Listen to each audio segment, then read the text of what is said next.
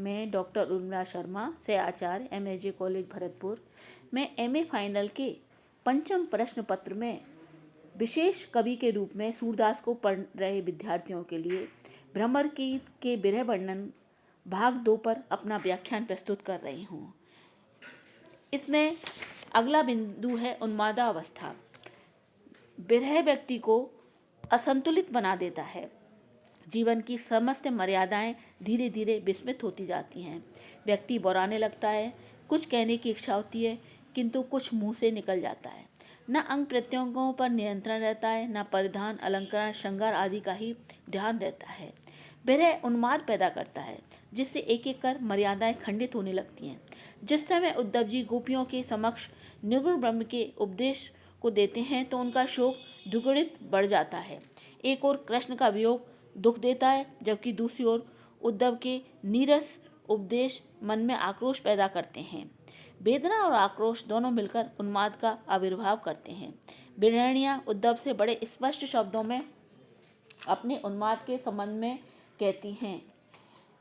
ऊदो हम ही हैं अति बोरी, सूर्य श्याम सो कहियो कठोरी, यह उपदेश सुने तो बोरी।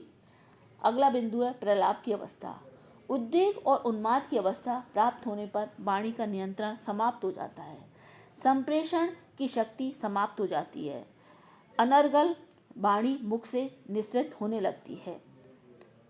बिरहणी ब्रज बालाएं उद्धव के प्रति शिष्टाचार को भी भूलने लगती हैं। सामान्य रूप से कुलीन नारियां को पर पुरुष के समक्ष जिस प्रकार की बातें नहीं करनी चाहिए वे बातें भी उनके मुख से निकलने लगती हैं। वे अतिथि सत्कार की मर्यादा को भी भूल जाती हैं। उनसे अपशब्द तक कहने लगती हैं। उन्हें लंपट कहती हैं, चोर कहती हैं, निर्लज कहती हैं। प्रलाप के इतने उदाहरण भ्रमर गीत में भरे हुए हैं जो इस बात को सिद्ध करते हैं कि इस नेत्रहीन किंतु अंतःचक्षुओं वाले इस महाकवि को जितनी सहृदयता प्राप्त थी उतनी ही वाग्वैदिकता भी प्राप्त थी। और वस्तुतः इन्होंने नेत्र विहीन होते हुए भी श्रृंगार का कोना कोना झांक लिया था।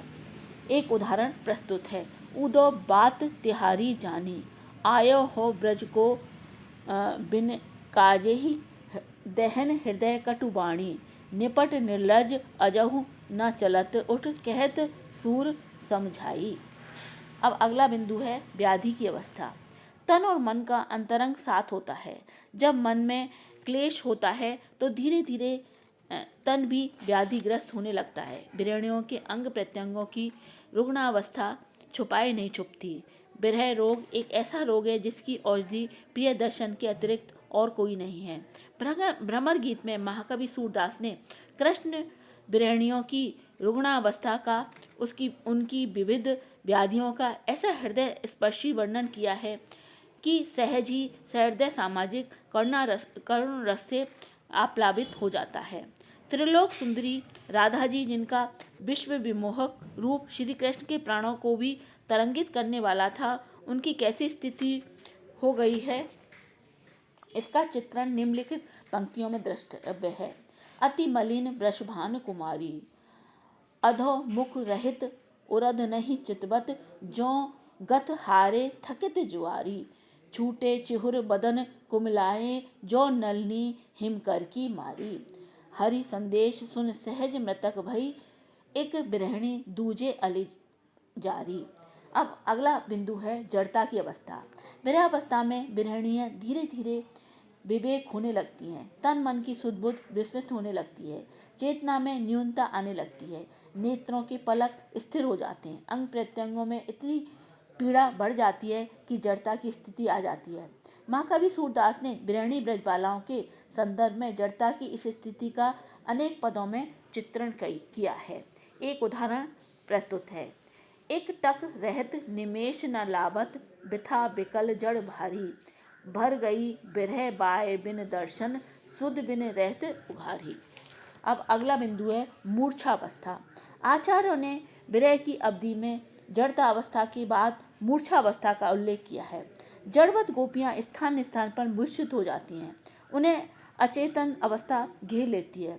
जिस प्रकार किसी हरे भरे वृक्ष को कोई काट देता है तो कुछ दिन बाद वह सूख कर निर्जीव बन जाता है। ठीक वही स्थिति कृष्ण की गृहिणी गोपियों की हो गई है। उद्धव इस स्थिति को देखकर सहसा भयभीत हो जाते हैं। वे मथुरा लौटने के लिए व्याकुल हो जाते हैं। कहीं उनको बालक बिलखते हुए दिखाई देते हैं, कहीं गायें तड़पती हुई पड़ी हैं, कहीं बछड़ों ने दूध पीना बंद कर दिया है। एक स्थल पर गोपियों को मूर्छित पड़ी हुई देखकर उद्धव कितने भयभीत हो जाते हैं, इसका चित्रण सूरदास जी ने निम्नलिखित पंक्तियों में किया है। एक थान पे डरी मरी सी, तन मन सुध बिसराई, देखत उद्धव भय सो डरपत, कहा भयो है माई। अब अगला बिंदु है मरणासन्नता। विरहावस्थाओं में अंतिम अवस्था मरणावस्था है, किंतु भारतीय संस्कृति में मरण का चित्रण वर्जित माना गया है। वैदिक संस्कृति से लेकर भक्ति काल तक यही परंपरा रही है कि नायक अथवा नायिका को विरहावस्था में जड़वत दिखा देते हैं, मूर्छित भी दिखा देते हैं, अंत में मरणावस्था भी दिखाते हैं, किंतु वास्तविक मरण नहीं दिखाते। सूरदास जी ने भी इस परंपरा का पालन किया है। उन्होंने श्री कृष्ण की गृहिणियों को मरणासन्न ही दिखाया है। निम्नलिखित पंक्तियों में मरणासन्नता की स्थिति का चित्रण किया गया है। हरि संदेश सुन सहज मृतक भई, एक बिरहणी दूजे अलिजारी, सूर्य श्याम बिन मोह जीवत है, ब्रज बनिता सब श्याम दुलारी। अब मैं निष्कर्ष बताती हूँ। उपर्युक्त विवेचन से यह स्पष्ट हो जाता है कि सूरदास जी ने विरह की एकादश अवस्थाओं का बड़ा ही सहज स्वाभाविक ढंग से वर्णन किया है। सबसे बड़ी विशेषता यह दिखाई देती है कि गोपियों ने विरह की इन विभिन्न अवस्थाओं में उद्धव के द्वारा श्री कृष्ण तक जो उपालम भेजे हैं, वे नारी हृदय की सुंदरतम अभिव्यंजना करते हैं। कहीं गोपियाँ कुब्जा के संदर्भ में अपने उलाने भेजती हैं, तो कभी वे बासुर के प्रति सौतिया ढाह का प्रदर्शन करती हैं। इस प्रकार से यह जो है व्याख्यान यहीं समाप्त होता है।